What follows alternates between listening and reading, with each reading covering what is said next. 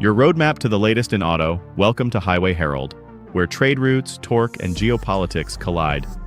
In a bold move, Canada and Mexico have launched a $120 billion northern corridor to bypass U.S. tariffs on steel, auto parts, lithium batteries, and more. Triggered by Trump's 30% tariff that took effect on August 1st, the two nations didn't flinch. Instead of protesting, they got to work, laying tracks, building LNG routes, and linking digital customs systems, all while cutting the U.S. out of the equation. This isn't just logistics, it's a new era of trade. Let's break down how this shift could shake Detroit to its core.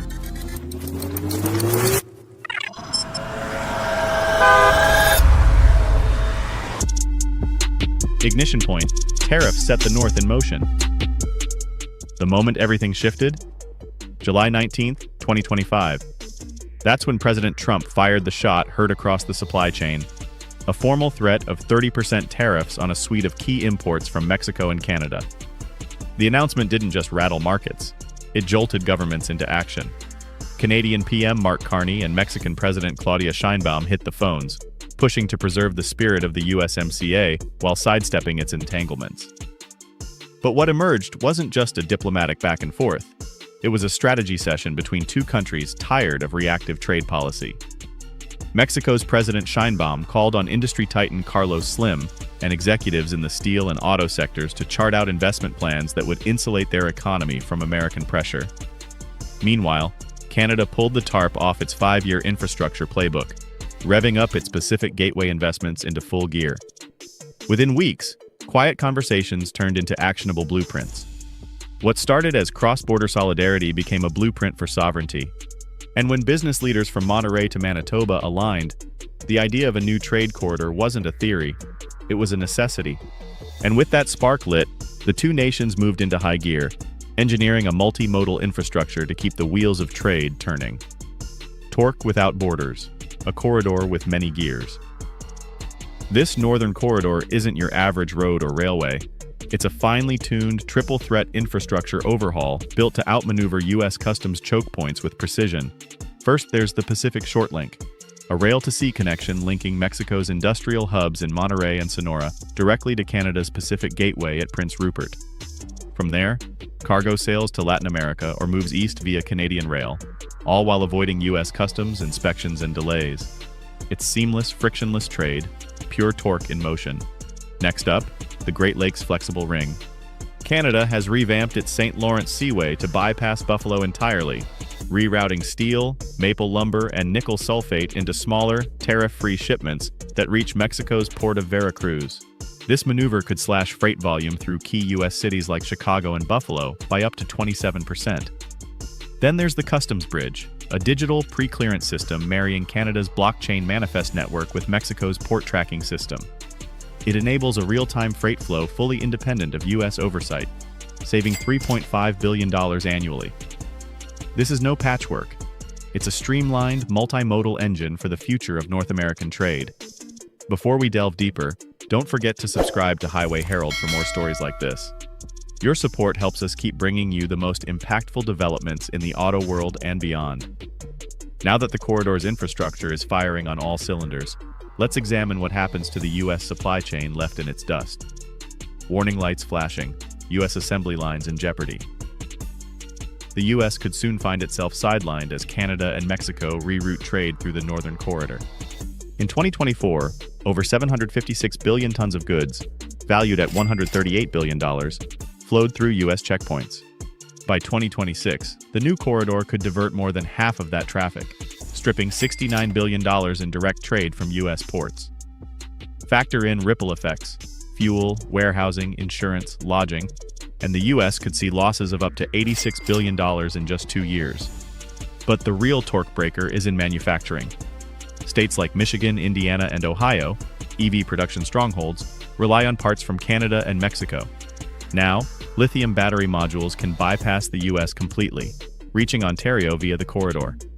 GM's CAMI plant and biotech EV are set to utilize this route by March 2026. That spells a loss of 360,000 EVs annually, 108,000 jobs, and $12.7 billion in wages. The total estimated blow, $120 billion. This isn't a slowdown, it's a red flag on the dashboard. But as trade routes change, so too do the flows of energy, and the green future may determine who wins the long race. Refueling the future. Energy and eco-certification flip the script. While railroads and ports dominate headlines, a quieter energy shift is powering the Northern Corridor.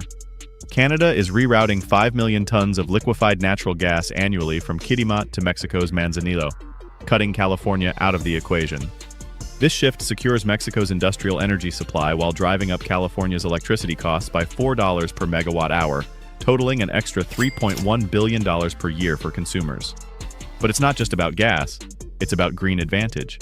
Canada's low-carbon steel and Mexico's advanced lithium battery production create a powerful export combo poised to meet EU environmental standards. That alignment could exempt them from Europe's carbon border tariffs, unlocking cleaner, faster access to the continent's markets. The Northern Corridor is more than a workaround. It's a gateway to sustainable, tariff-free trade. With infrastructure and energy aligned toward a low-emission future, Canada and Mexico gain a competitive edge the U.S. may struggle to reclaim. And with energy and exports optimized, there's one final gear to shift, locking in long-term political and economic autonomy. Locked in, politics, permanence, and the new trade reflex.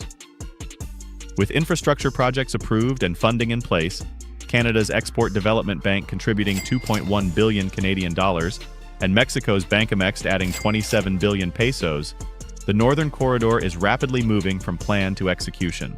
If initial shipments hit cost and timing targets within 6 months, binding trade agreements could be signed by September. The appeal is clear: lower transport costs, faster clearances, and zero tariff complications. This introduces path dependency. Once companies shift to a smoother, cheaper route, they rarely turn back. Even if the U.S. reverses tariffs next year, it may be too late. Canada and Mexico will have built too much momentum and digital integration. The corridor's self-reliance may outlast any political about-face in Washington. Politically, this leaves the U.S. cornered. By the time it reconsiders, the new trade architecture could already be entrenched, with its own governance, pace, and rules. Coasting into tomorrow, what now for North America? The Northern Corridor is more than a $120 billion workaround. It's a strategic transformation of North American trade. Born from tariffs but powered by vision, Canada and Mexico have crafted a self-sustaining system of green logistics and digital customs that largely bypasses the U.S. If early shipments succeed and deals are ratified, America may no longer be the axis of continental trade. The era of NAFTA-style interdependence may be giving way to something far more autonomous. What do you think? Is this the beginning of a post-tariff North America? Can the U.S. realistically counter with infrastructure upgrades or new trade incentives? Will green certification give this corridor a lasting edge on the global stage? Share your thoughts in the comments. We'd love to hear your take. And before you go, don't forget to subscribe to Highway Herald for more deep dives, global trade updates, and auto industry insights. Thanks for watching and see you next time. You can now check out any of the videos on the screen. There's more exciting and informative content waiting for you.